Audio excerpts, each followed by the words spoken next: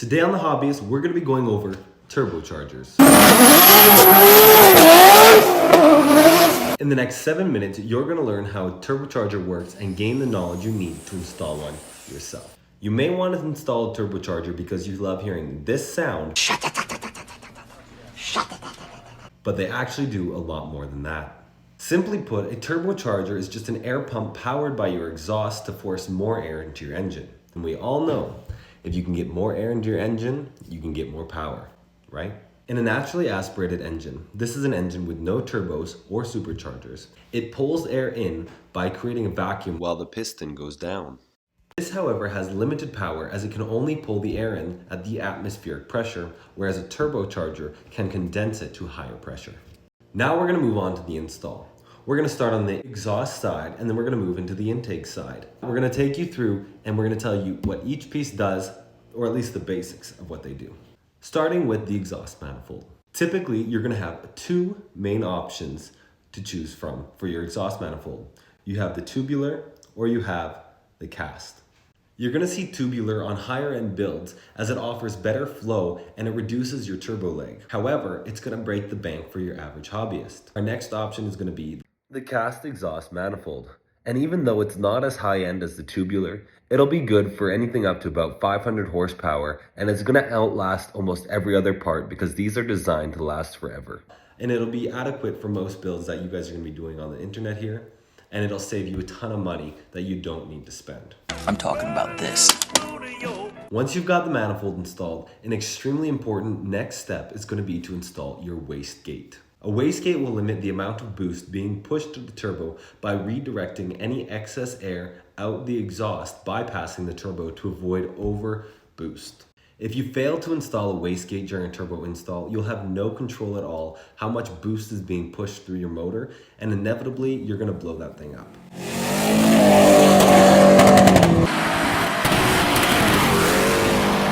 There are times when you don't have to install a wastegate because some turbos come with a built-in wastegate, which might save you a little bit of time during the install process. Now we're going to look at the most important item when turbocharging a car.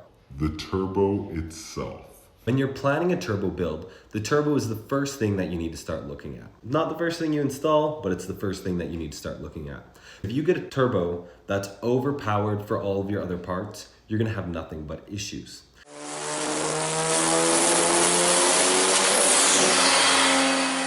So you need to make sure that you start with the turbo and then you work your way back from the turbo and make sure that the rest of your parts that you're installing can actually handle what you're putting on there, including your stock motor. If you try running 20 pounds of boost in your stock Camry, it's not going to work well.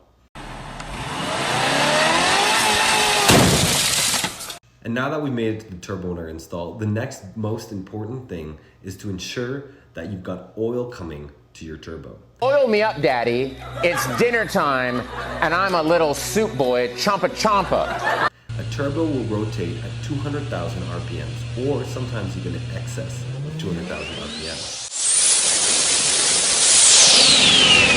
So that means if you don't have the proper amount of oil or the oil pressure getting to your turbo, it's done. You just wasted $3,000 on a turbo because you failed to oil it. You really got to make sure when you're hooking up the oil line that it has an adequate amount of pressure. You might possibly have to install a one-way valve that controls the pressure going from the engine block up to the turbo. Most of the time, people are going to have issues with the turbo blowing up or getting wrecked simply because they don't have the proper amount of oil heading to it at that time. Now that we're on the intake side, I need to make note. If you're doing this as a daily driver, you're going to want to install an air filter. You see a lot of guys at racetracks on crazy builds like this one, where they've just got the turbos coming straight out of the front and they don't have a filter on it. Daily driving, that will not work. You're going to get a bunch of crud buildup in there, dust and debris, and ultimately you're going to ruin your car. When you do get your air filters, you want to make sure that they're getting cold, clean air. You don't want dirty air coming from your engine bay that's already warm. So as much as possible, make sure that these are vented and they're pulling cold air in from outside. Coming off the intake side of our turbo, here you need to make sure that you install what's called a blow-off valve. That's the all too famous sound of. Now it doesn't just make a whistling sound. The blow-off valve is designed to prevent boost buildup from going back into the turbo when you let off the throttle. By doing so, it saves your turbo from being majorly injured. Connected to the boost pipe will be your intercooler. One of the issues with turbocharging a car is that when air is condensed, it heats up, and that's the opposite of what you want. Cool air is more oxygen dense, so it can be mixed with more fuel and still combust properly in the cylinder. To remove this problem, automakers added a heat exchanger called an intercooler to the turbocharging system, which absorbs heat and reduces the temperature of the air going into the cylinders. After you install your intercooler, you run a charge pipe through to your throttle body, which then completes the loop of your turbocharging setup. Now, even once you've got this all bolted on and everything set up, you're still far from done. Your car is designed to run and operate with the proper fuel to air ratio, but by adding a turbocharger, you've now increased the amount of air being pushed into the cylinders, but you haven't yet increased the amount of fuel. Your next step, presuming that it's a fuel injected car and not carbureted, will be to go find a high-level professional tuner. They will go into your cars and adjust the ECU to ensure that you're getting the proper amount of fuel and air ratios from now on.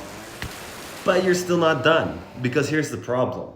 If you increase that much air coming in, even if you get a really good tune, there's still a chance that you still can't get as much fuel in as you need because your fuel system is not set up for that. If this is indeed the case, you're gonna have to go out and possibly upgrade your fuel injectors, your fuel rail, your fuel pump, or all of the above. Make sure if you guys want me to talk about a specific topic, put it in the comments below. Now, if this taught you something new, consider subscribing to my channel so I can produce more videos that can help you with your builds.